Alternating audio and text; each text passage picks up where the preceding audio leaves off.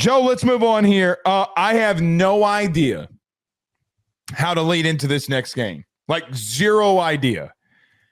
I don't know if we want to start off in the second half. I don't know how we want to start this game off. But Texas A&M comes all the way back to beat South Carolina 31-30. I don't know where to start. I'm going to give you the keys to the car here and where we're steering it. Dude, I am absolutely stunned that A&M found a way to come back and was able to win this game versus South Carolina. Blake, I gave Georgia credit for finding a way to win in an ugly fashion against Florida. I gave Indiana credit for mounting a comeback against Penn State. And I'm going to do exactly the same thing for Texas A&M. I do not want to hear anybody, and I thankfully, I don't think I've really actually seen anyone make this claim because I don't think anyone's stupid enough. I don't want to hear anyone downplay the way that Texas A&M played. They had an awful first half. Awful. To have mounted a comeback, a historic one, to me is far more impressive than to have blown out South Carolina. I know that sounds crazy, but it is. To come back down 30-3 at halftime, to stare down adversity and not flinch. And at the beginning of that comeback, you've got a 4th and long, and Marcel Reed scrambles and picks it up, and that was one of the early ignitions. It wasn't 3rd and long. It was 4th. I thought I said 4th. Okay, you said 3rd and long. 12. 4th and 12, right. That was the ignition for the comeback. Right. Like, I think it is so important here that when you are a couple weeks away from the college football playoff and an SEC championship game, I really believe having seen adversity like that is necessary to go on runs. We always use Ohio State last year as the example. They had the worst amount of adversity that they could have. They lost 2 games inexplicably to Oregon and Michigan.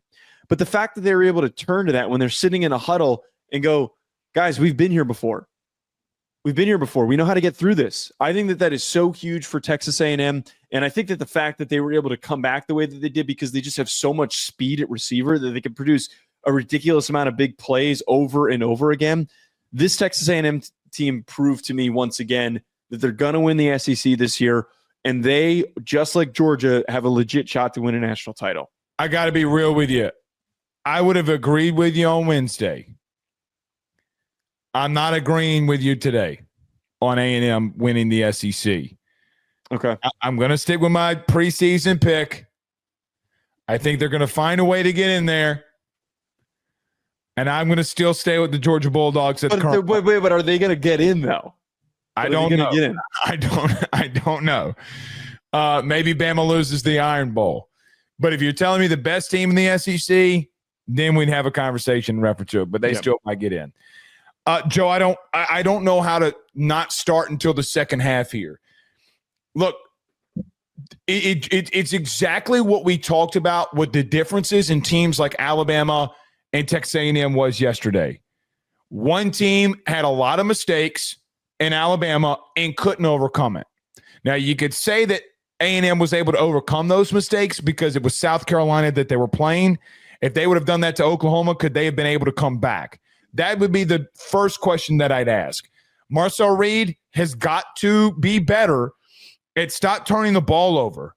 Like, there should be a lot of – look, it is fun. It is exciting. It is thrilling to talk about the way that you came back. Oh, don't poo-poo on this. I'm not going to. However, if Marcel Reed keeps turning the ball over – you're not only going to lose in the SEC championship game, you're going to lose in the first round of the playoff. So you better get your mind right and enjoy this win because you're right. You cannot stare down the barrel of adversity. You can't. You can't stare down the barrel of adversity, overcome it, and say that you're not a good team. However, why were we in this situation to start off with? Because you kept turning the ball over yet again. Marcel Reed a month ago had 2 picks versus LSU. And you have multiple interceptions yesterday.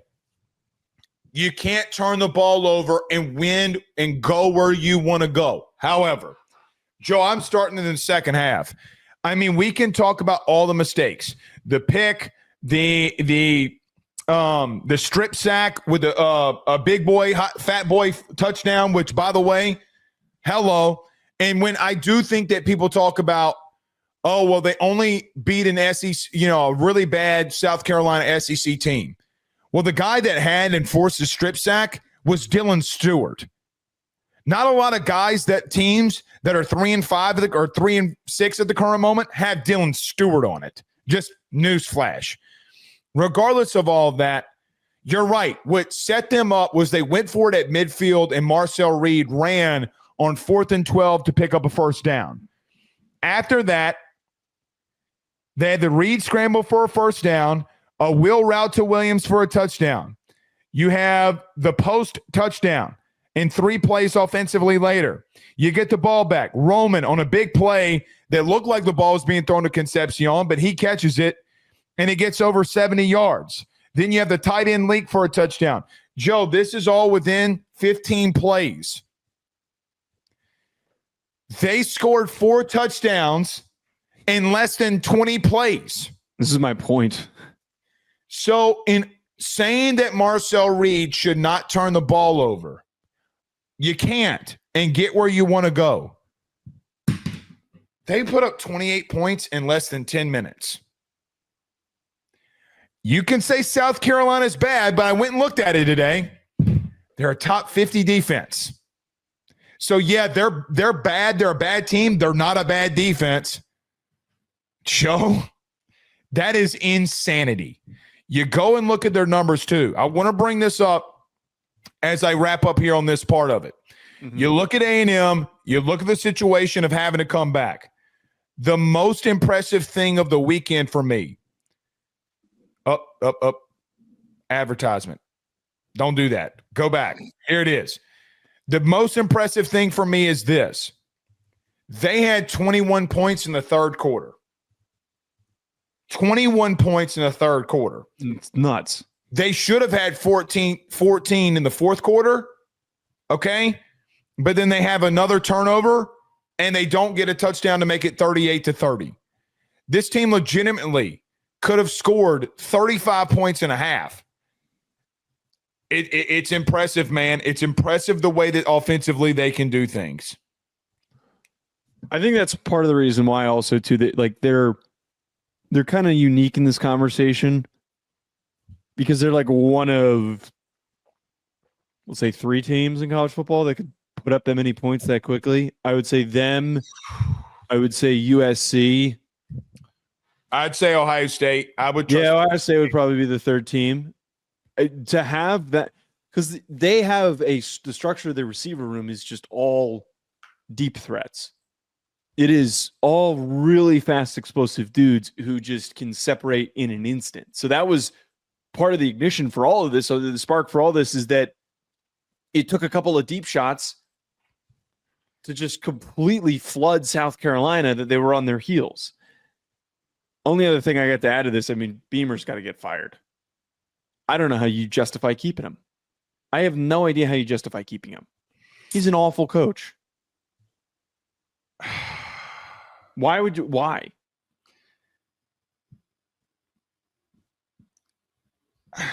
What is he had he had a good season last year, and the rest of his time there's been mediocrity. Oh, I'm not disagreeing with you, but at the same time, it's just like where in today's world, in today's era, where do you want to go?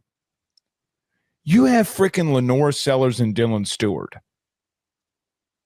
You have Cisse or whatever his name, the corner. Who's going to be I think is a really good corner, brother. I mean, this is inexcusable. It's very inexcusable. I don't know what South Carolina does, but talk about getting your heart ripped out. Like if I'm a South Carolina fan, I'm done. I'm not. That's too much. You got blanked in the second half. Blanked. You got Nick Harbor. Joe, if Nick Harbor went in the portal, there'd be coaches salivating on how they wanted to use him. Mega pause, but they would.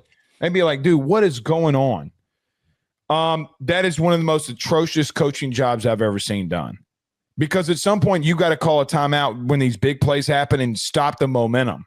Like, when are you going to stop the momentum? It's like in basketball, when a team goes on a run, they call a timeout. You might have to do that. Break up their rhythm. Do something. That was as worst a coach game as I've ever seen in my life. So awful. By the way, did you see the statistics with him and Will Muschamp? Like, what, Will Muschamp has a better career at South Carolina, and you fired him for far less.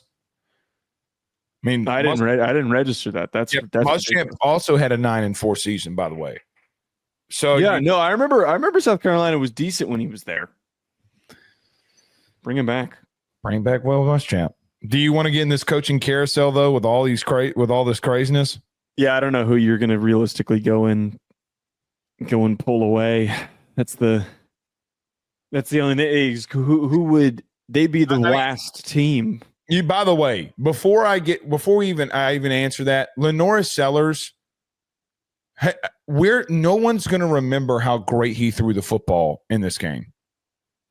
He made a lot of great plays. He made a lot of really good throws, and I'm just like, dude, I might just go on NCAA. It's not called NCAA anymore. College Football 26 and fire Shane Beamer and go win a natty for him. I feel that bad for him, and then just leave myself. Carolina stinks. All right.